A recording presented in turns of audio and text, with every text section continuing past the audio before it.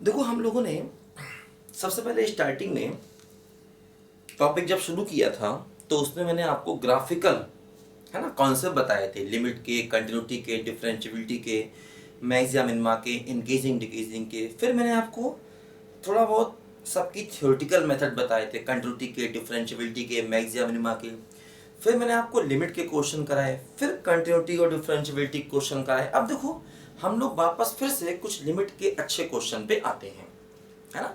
चीज़ों को थोड़ा मिक्स करके पढ़ना पड़ता है। जैसे स्टार्टिंग में थ्योरी पढ़ी, फिर कुछ हम लोगों ने कंटिन्यूटी डिफरेंशियबिलिटी के क्वेश्चन किए थे, मैक्सिमा मिनिमा के भी क्वेश्चन किए थे। फिर हम लोगों ने लिमिट के क्वेश्चन किए वापस, फिर कंटिन्यूटी और डिफरेंशियबिलिटी के क्वेश्चन किए। अब फिर हम कुछ अच्छे क्वेश्चन आपको देखो लिमिट के करवा रहे हैं, है ना। तो जैसे जैसे मैं बता रहा हूँ वैसे वैसे आप करते रहिए। ये पूरा टॉपिक पढ़ने के बाद फिर आप कहीं से भी क्वेश्चन करेंगे आपको आसानी से आएंगे, है ना। अब लिमिट के भी जो मैं क्वेश्चन कराऊंगा उसमें से मैक्सिमम आपको आसानी से आएंगे और आप घर पे निकाल लेंगे। देखो जैसे मैं कुछ लिमिट के अच्छे क्वेश्चन कराता हूँ आपको, देखो ध्यान दो। मान लो जैसे मैं ये क्वेश्चन करना है, limit x tending to pi signum of 10x, है ना। x tending to pi signum of 10x। देखो क्या होगा, सिग्नम फंक्शन है। तो देखो जैसे अगर हम पाई की बात करते हैं, देखो क्या होगा, 10 का अगर आप देखें, देखो 10 फंक्शन ऐसे करके होगा, है ना। ये 0 होगा, ये π/2 होगा और ये -π/2 होगा, और यहां पर देखो कहीं पाई होगा, देखो ऐसे करके एक ग्राफ जाएगा, ये है ना, यहां कहीं देखो पाई होगा।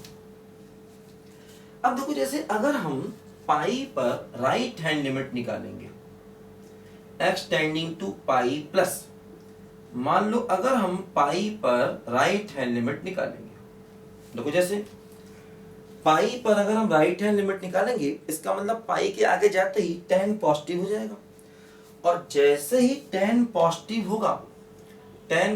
होगा सिग्नम की वैल्यू देखो 1 हो जाएगी, ध्यान दो, है ना। सिग्नम ऑफ पॉजिटिव वैल्यू 1, यानी कि आंसर 1 के बराबर आ जाएगा, ध्यान दो, है ना। क्योंकि सिग्नम के आगे अगर पॉजिटिव वैल्यू है तो आंसर 1 हो जाएगा, और 1 की लिमिट 1 ही रहेगी, ध्यान दो, ठीक। अच्छा अब देखो जैसे अगर हम पाई पर लेफ्ट हैंड लिमिट निकालते हैं, x tending to pi minus SGN of 10x, देखो क्या होगा, अगर हम पाई के लेफ्ट में जाएंगे तो वैल्यू निगेटिव है, और साइन को अपने आगे अगर निगेटिव नंबर मिलेगा तो सिग्नम को अगर अपने आगे निगेटिव वैल्यू मिलेगा तो सिग्नम की वैल्यू -1 हो जाएगी, और देखो आंसर भी -1 हो जाएगा, ध्यान दो, है ना। तो देखो पाई पर हमको लिमिट निकालना था, तो पाई पर जैसे ही हमको लिमिट निकालना था, देखो क्या हुआ, अगर हम पाई के आगे जाते हैं, है ना, देखो अगर हम पाई के आगे जा रहे हैं, ध्यान दो, तो पाई के आगे जाते ही वैल्यू मिलेगी पॉजिटिव, और सिग्नम को अगर अपने आगे पॉजिटिव मिलेगा तो उसकी वैल्यू 1 हो जाएगी, है ना। सिग्नम को अगर अपने आगे पॉजिटिव टर्म मिलेगा तो वैल्यू 1 हो जाएगी, है ना, और 1 का आंसर 1 हो जाएगा।